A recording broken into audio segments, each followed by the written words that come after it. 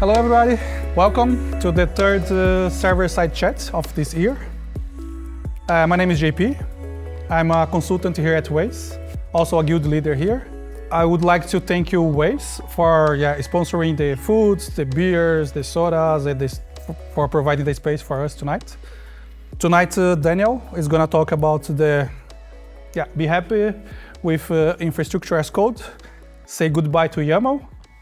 How many of you love YAML here? 1, 2, 3, 4. Okay, we're gonna have a problem then. He hates YAML, just an advice. The server-side chat is we want to build this community around the back-end engineering, data engineering, and also the DevOps engineering. So first QR code here is to join our meetup group if you are not there yet. Please join, then you can receive information about the next meetups. Now I would like to, please, Daniel. Let's go. Give to you the stage. Hey everyone, thanks for having me here today. So I'm here to talk about happiness. Okay, yes, but that's true. Well, it's not happiness in your personal life. I hope you don't deal with infrastructure code in YAML in your personal life. Actually, I do because I do some POCs, POC, and I do some stuff on my free time. But the idea is here is that I'm going to talk about happiness, and I'm talking the truth, not in a coach way, let's say like this. I'm going to talk about happiness in our daily job. But first, I would like to introduce myself. This is actually my personal goal, because I live here in the Netherlands for 3 years, and my kids are already speaking Dutch. And when they are together, only them, they speak more Dutch than Portuguese. And they start fighting in Dutch. And I say, okay, guys, please switch to Portuguese so I can help you. So I'm not from here, I'm from Brazil. I relocated to the Netherlands about 3 years ago with my wife and 2 kids. When I'm not working, when I'm not with my kids and my family, when I'm not sleeping, I'm doing karate. So it's really nice. It's my hobby. I do karate for at least 2 years almost. So it's nice. To set the level of expectation of my talk, because I hope you don't have high expectations, but to set the level, I married in a hot air balloon. So this was my marriage. So from here on, so you know what to expect from this presentation. Exactly. Exactly. And now about the boring part, my professional background. I'm working as a software engineer in Brazil for more than 10 years, in the biggest bank around there. I migrated a lot of stuff to cloud.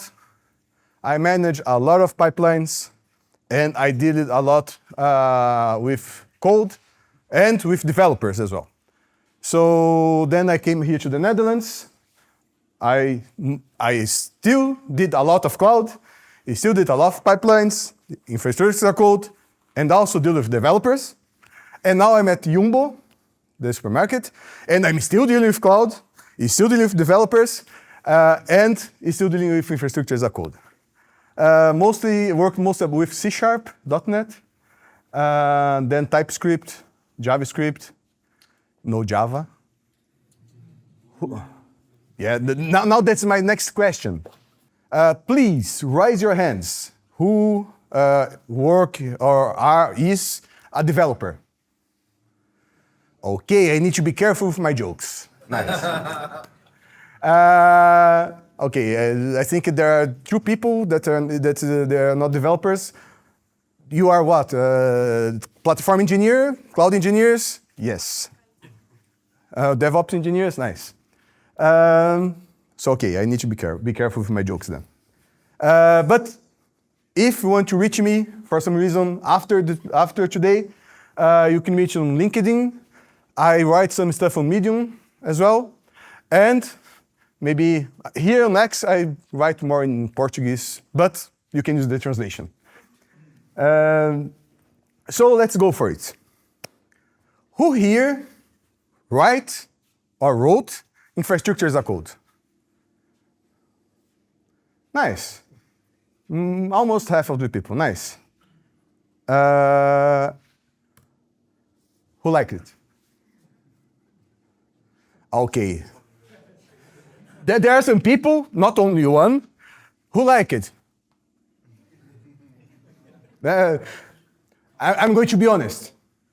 I'm going to be honest. I work with this stuff every day, and I'm not a fan of writing infrastructure as a code.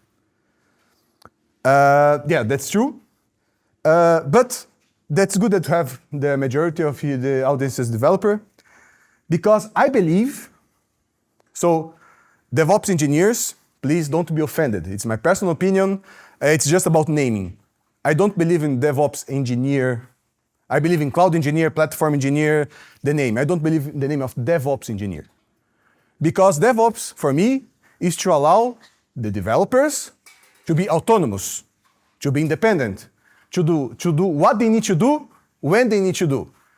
Of course, we, as a platform, cloud engineers, the name, whatever you want, we can build the building blocks, we can build the modules, we can help you to do it. It's our job to do that.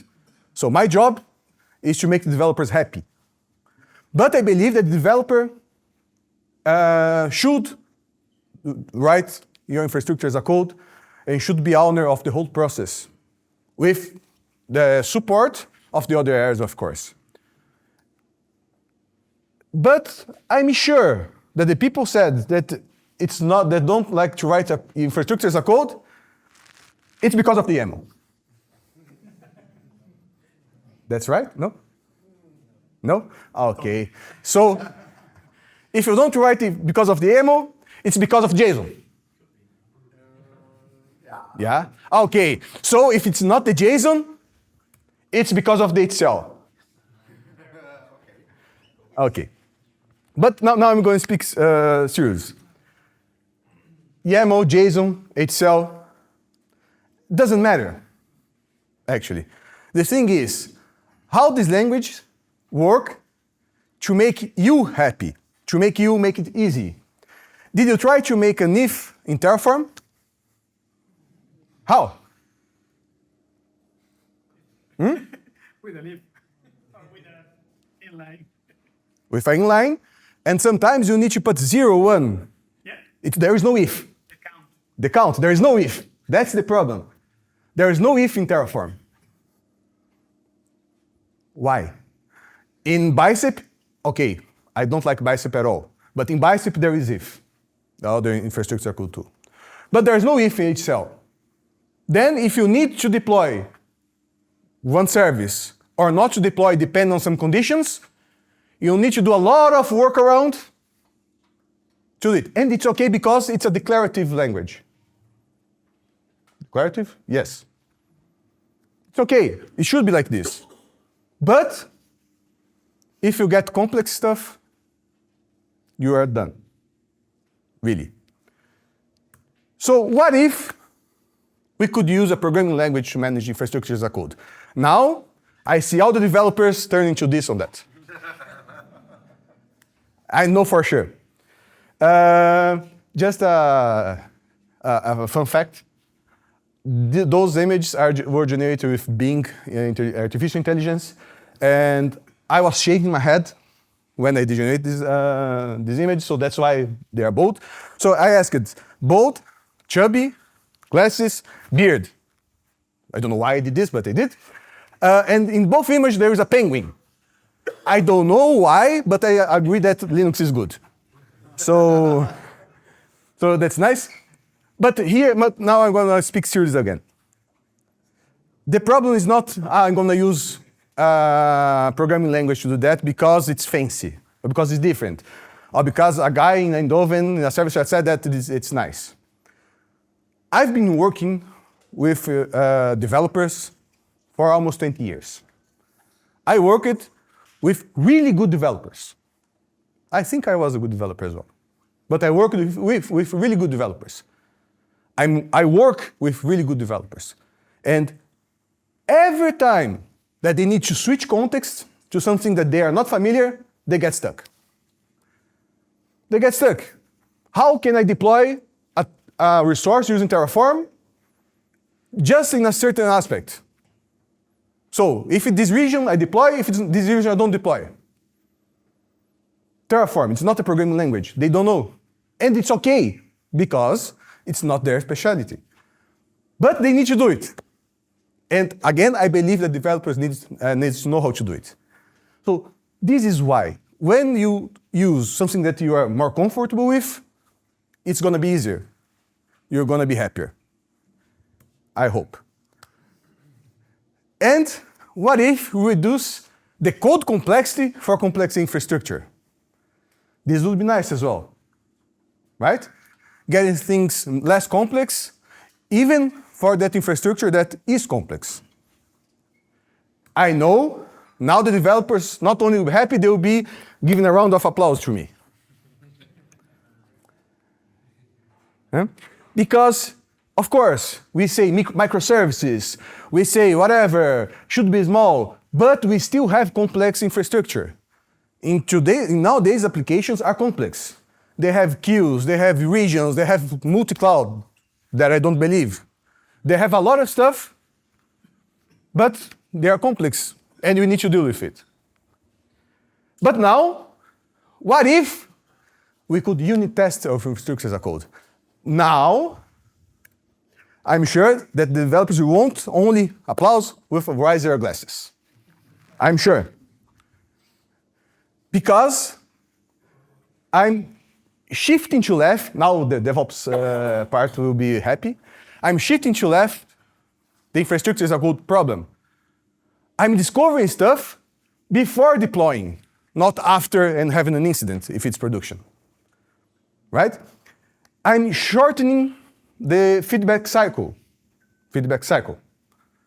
I'm giving the developer a fast answer. Even in his machine, he can know if the infrastructure code will work as he expects. Like developing. So also that's why it would be nice. Okay, but Linus Torvalds said, talk is cheap, show me the code. Stop saying blah, blah, blah that you are here. We are not here from that. Yes, but I need still a few more slides so I can show some code. Because I need to show the code for something. Right? We are not building an application here. So what we do want to achieve on this presentation? On this presentation, we want to achieve this. We will work on AWS, and we will deploy this infrastructure. Imagine that we have a service that will receive data from clients. The client don't want the answer, he just wants to post data. I don't matter the response, okay? To get things simpler. The only demand from the client is that the latency is less than possible. Okay? Which approach we have for that? We have several. One approach is deploying the API in Europe, because our clients are here, and deploying in São Paulo, because my family is there. So I'm going to deploy there so they can use it without latency as well. So the API will be closest to the client. Okay, nice. So we have two API gateways. Same API gateway, but in two regions. This API gateway is going to post directly to SQS. No Lambda, nothing. Posting directly. A lot of people don't know that this is possible. And this is the beauty of the serverless. One topic that I really like. I have an article, how to do this. I also did a presentation. We are going to see it today. It's really good. So we are going to use it here. But we need one backend to process data. I don't need more than one. So this backend will be also in Europe. And I have my Lambda that will process the queue. Any questions so far? You can you can talk, correct? Okay? It's not me just saying a lot of bullshit here. So, okay, we have this scenario. But it's not just like this, unfortunately. We have IAM rules. We have policies. we have a bunch of stuff that we need to deal with, no matter what. And to get things a little bit funnier, this region must only be deployed in production. I don't want to deploy this region in development. Here we don't have costs because it's a serverless, but imagine that we have something here that costs a lot, and I don't want to deploy anything on this region in development, only in production. Now we need to deal with this code. How we do like with Terraform. I see that people use Terraform. Remember, we have a multi-region.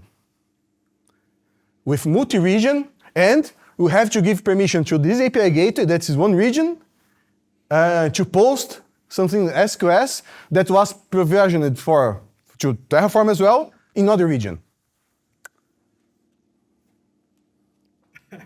I did. Yes. It was API gateway, SNS, several SQS. And Yeah, but But it's not straightforward because Terraform only deploys per region a template, right? So you need to give access one region to the other, but this one will be in one Terraform run, and this one will be in another Terraform run, because Terraform only works in a single region. Like CloudFormation only works in single region as well. So it's not really straightforward. What if you just use Ansible? You could use Ansible as well. So Ansible could just spin off 2 Terraforms. But the complexity is increasing.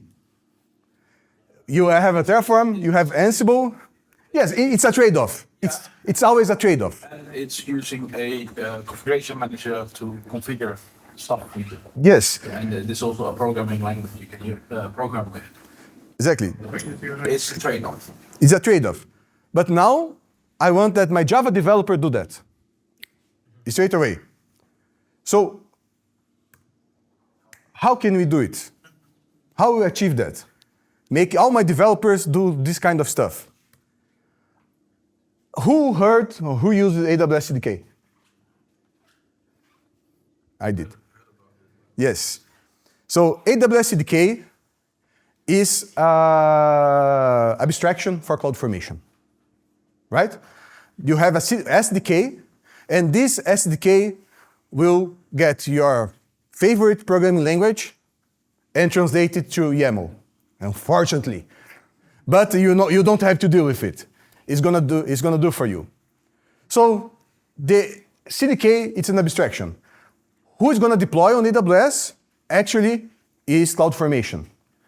But you're not gonna write the CloudFormation template, because if things get complex, I know that some people like YAML, but the YAML don't look good. You have starting and you have multiples for different environments, different regions, so you start getting things difficult. So with AWS CDK, we can try to do that, and we are going to try to do here. But to continue, we need to understand 4 easy items for CDK. First, app. An app is an app. Okay, this is the next. No, an app is everything that you need to deploy for your application. Okay? And in your app, you have stacks. Stacks are stacks. Stacks you can correlate already with the CloudFormation stacks. Who knows CloudFormation? Okay. So who works with Terraform a little bit? So when you do Terraform apply, you deploy everything that's there.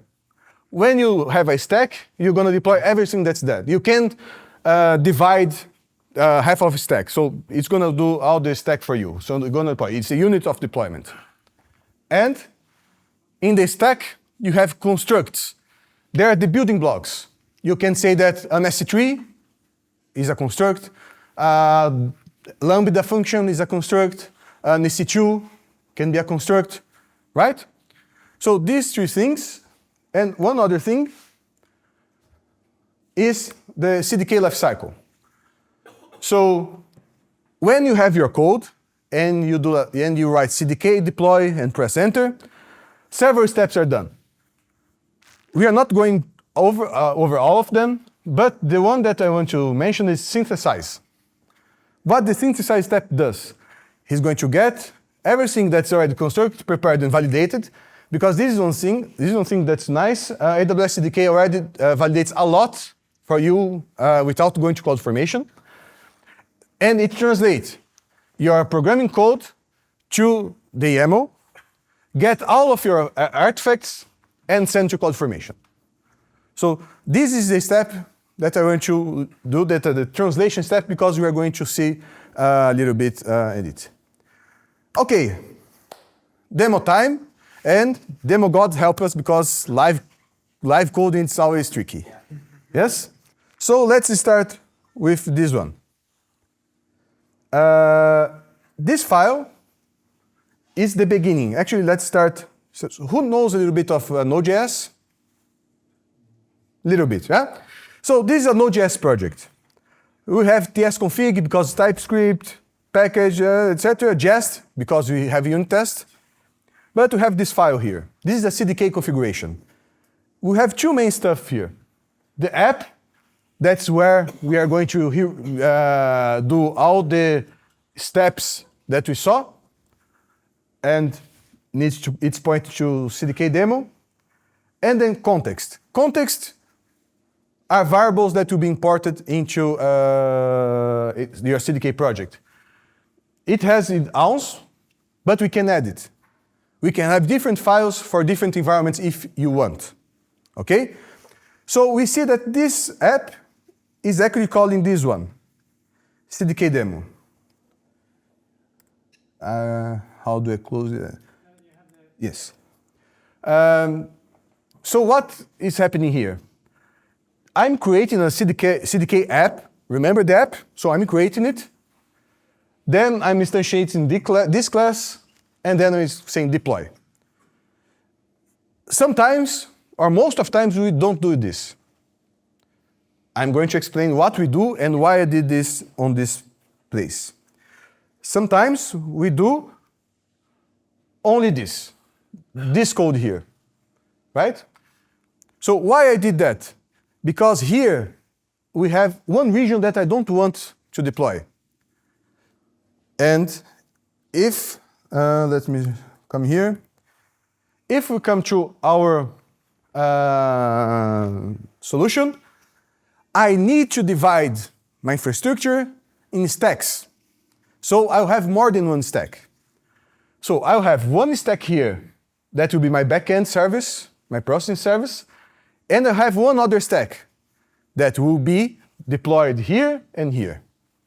So in this way, I have 3 stacks in my app.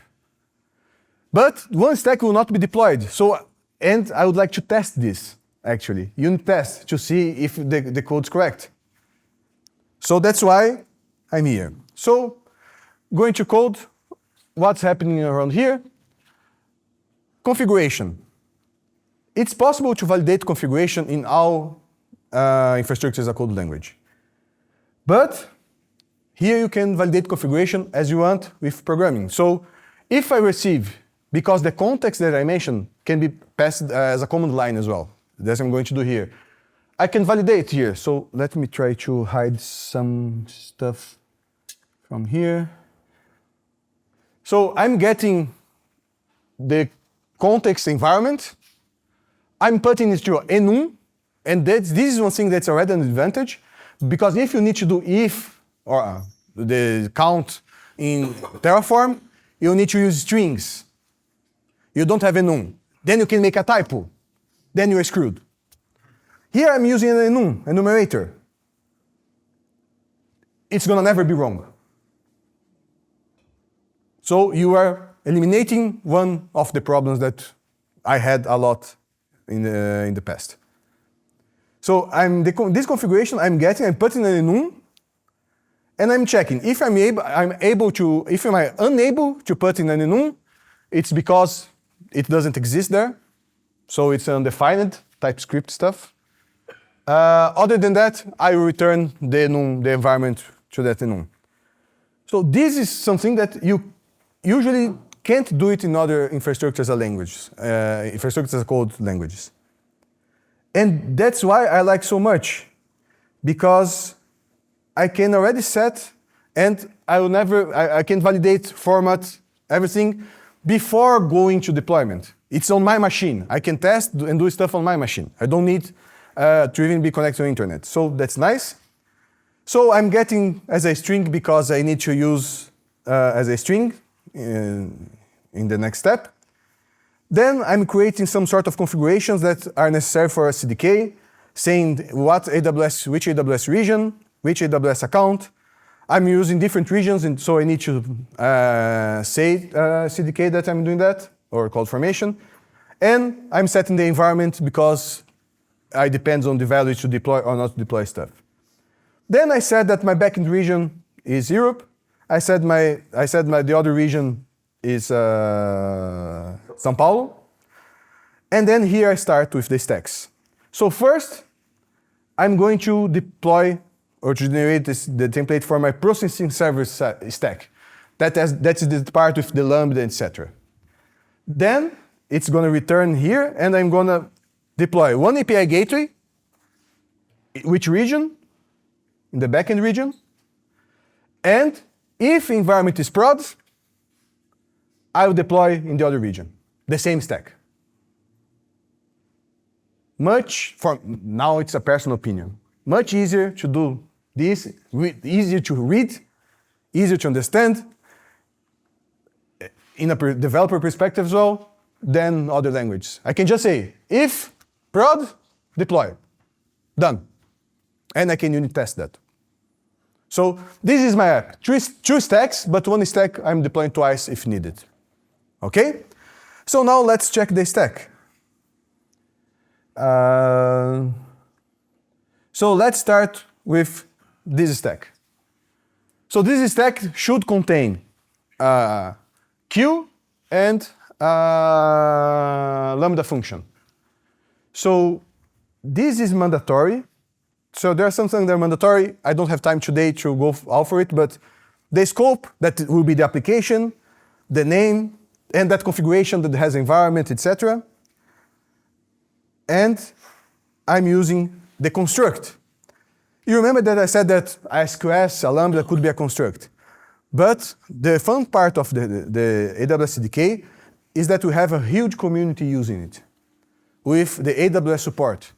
So they have this, what they call AWS solutions construct, that are bigger building blocks already designed and implemented with well-architected framework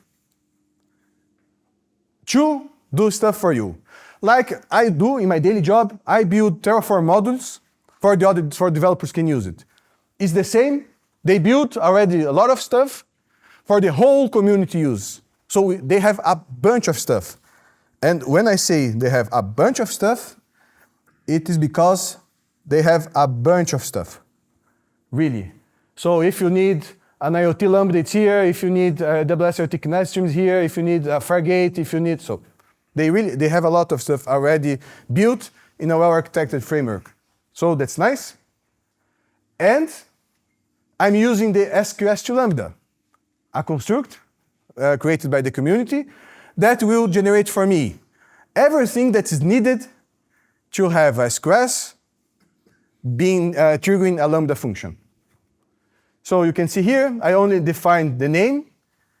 I only define a few Node.js, my Lambda function and my Lambda handler, and where is the code.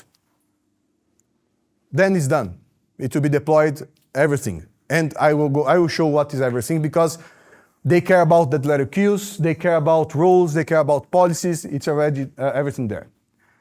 But fun part, you see here, I'm returning a queue. Why am I returning this queue? Because in the other stack, I need to grant permission. So I return, so this stack will return this queue. That's going to be used in this stack. So if you see here, backend SQS queue, what I'm doing, I'm creating a role, because an API gateway needs to have execution role. And I'm going to give some entry because I really like this. I'm saying that that queue that I create in the other stack, I'm grant send messages. I don't need to know by heart what are the permissions I need to do, because AWS CDK already has a lot of built-in functions that, designed by the AWS well-framed architect, will give all the necessary permissions. So in this case, we'll give SQS and message, get queue attributes, get queue URL. I don't need to know by heart this stuff. As a cloud engineer or a cloud specialist, I need to know. As a developer that I want to deploy my code, I don't need to. I have everything already, not everything, but a lot of done for me. So no policies. I didn't write any policy. This will write a policy for me, IAM policy. So I will find really nice. So I got the queue for the stack, I granted access, then I'm going to create the REST API with a stage environment. Again, tracing enabled. Tracing is good, but costs money. So I only want to enable tracing in production. Oh, sorry, I did a test here. No. Because I will do that. I was testing my code, so I will do that. So I only want to have tracing enabled in production. So here, programming language. Is it possible to do in YAML, JSON, HCL? It is. But it's not as straightforward as like this in this context of a development. Then, this is an API definition that's going to post on SQL. It's not the main part here. But this will deploy an API gateway that's going to trigger an SQS. That's the name here. So that's not the part, but so this is the other stack. Everything done without writing policies, without writing any stuff. So let's see if it works, because I'm speaking a lot. So I have my infrastructure directory, CDK, deploy, minus context, environment equals, what's the word that I usually use for unrelated stuff? Batata. That's potato. I always use batata when I want to test. It's potato. And what I want to deploy? Oh. Well, is there a potato environment or a batata environment? No. But I have my check in there. So if it works, see, demo gods, yes, it worked. Invalid environment, because I have a thrown error, so, okay, so batata is not possible, unfortunately. So let's go for dev then. You have to save the file. Huh? Save the file after changing the flag. Sorry? You didn't save the file after changing the flag. Oh, thank you. This will, yes, this will me get problem. No, but, so batata doesn't exist, so let's go for dev. So now, so see, there is the synthesize that I said here for this stack. I'll say, okay, I will deploy this stack, and when there is sensitive changes, and here's a permissions change, it's going to ask for your permission. If you don't write any other, you can silent it and go. That's when we deploy it by a pipeline. We don't need to do yes. But if you're doing from your computer, you can always check what's going to deploy. So you can see that you have the SQS permissions already done. So it's going to deploy. While it's deploying, because it's going to take some time, actually I need to see. See, now it's already CloudFormation. CloudFormation is working, and we just need to wait. And since I said that, let's go to CloudFormation, because it would be, see, creating progress. So if we're going to events, yeah, so it's deploying. So I'm not doing wrong stuff, at least for now. Okay, but I said that you could unit test it, right? So I have a few logics in here. So I have a few tests also. So here, in the first test, I will test if the dev, if it's the deploy in dev. Should also I test if should deploy API gateway in prod. So in prod, yes. In dev, no. Also, I test if my stage, API gateway stage, has tracing enabled in prod. And of course, the opposite if there is tracing disabled in dev. And, oh, here I need to say yes as well because it's other stack. And if I do npm test, it's just like testing our software. So we can test our infrastructure as well. And one failed. What I did wrong? The flag you inverted, maybe? It's not completely deployed. No, because this runs locally. So the unit test runs locally. So I expected false, but received true. Which test? So that's why false, false. I probably changed it wrong. Tracing should be enabled in prod. Where is it? So this is the API gateway. So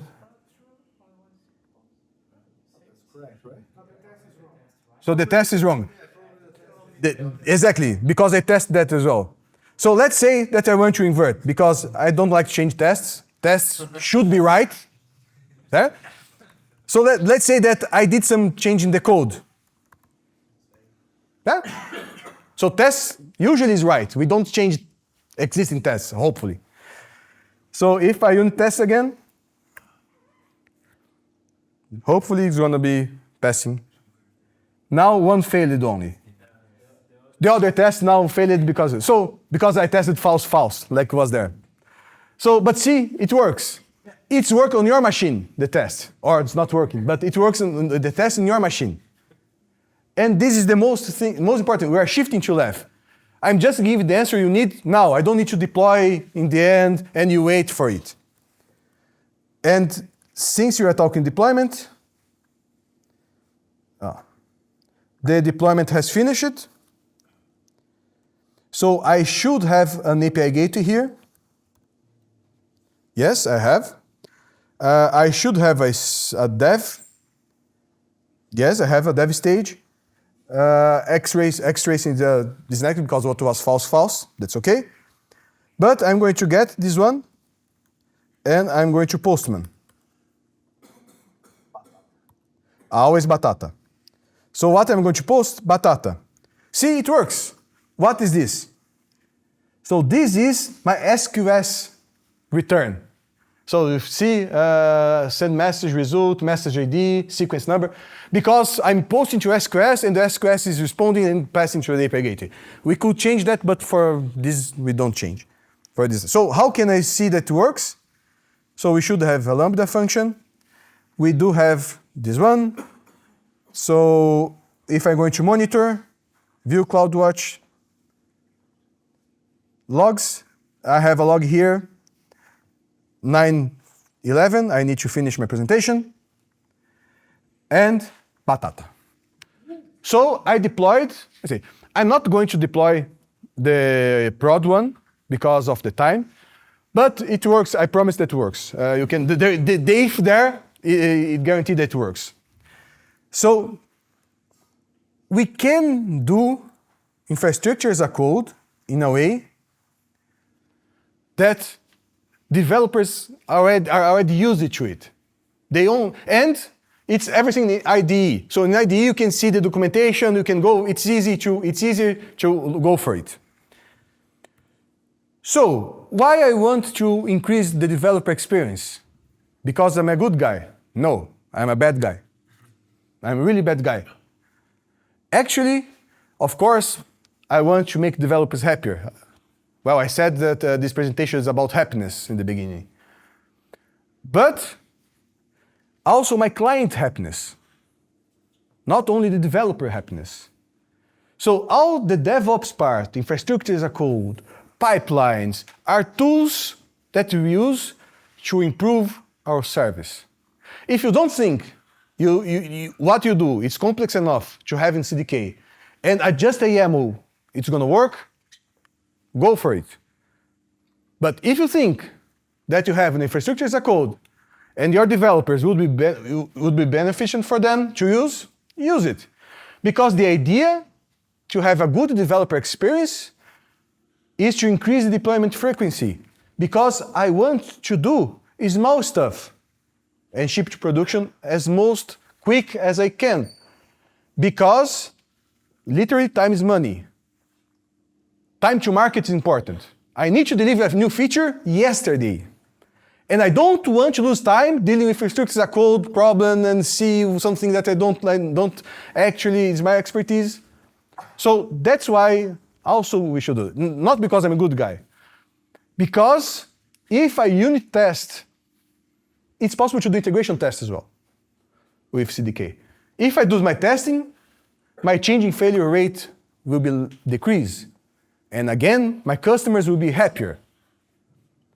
Also, if I need to do a change in infrastructure to solve an incident, and I'm used to it, it's just change a code like a product code, my time to restore the service, it's also quick. So if you think these things will get better if you use CDK, use it. If you think the YAML is good, don't use it. There's no silver bullet. I think I used this sentence in all my presentation. There's no silver bullet. But I really think that developers would be benefit to use AWS CDK in a lot of contexts. Okay. But I don't use AWS. So start using. Done. No, I'm an AWS fanboy, I admit. I like AWS. I think from the cloud provider work, it's the one that fitted me better. But if you don't use AWS, you could use Pulumi. I'm not going to demonstrate here because you don't want to hear my voice anymore. But I just want to show.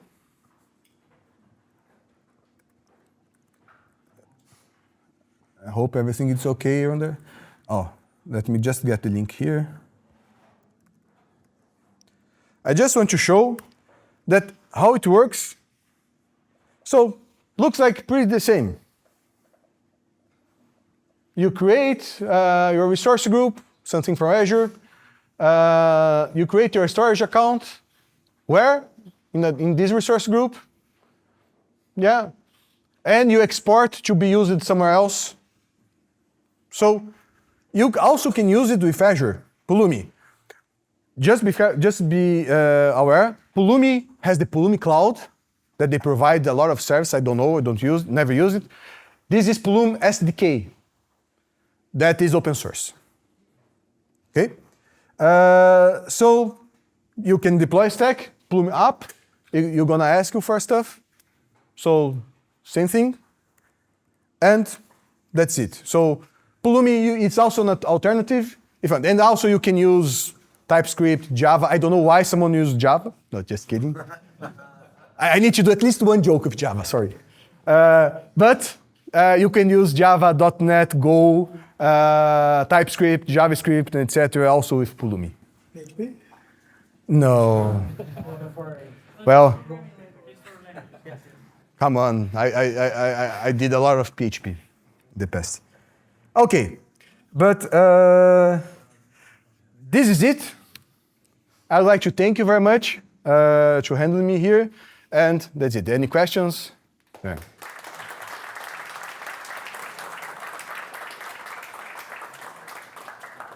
Before the questions, I would like to just give this gift to you. Yeah. Thank you very much. Thank you very much for sharing your knowledge with all of us. Thank you. Yeah. You have to share something now. So, do you have questions for Daniel? Okay. Yeah, thank you so much for the presentation.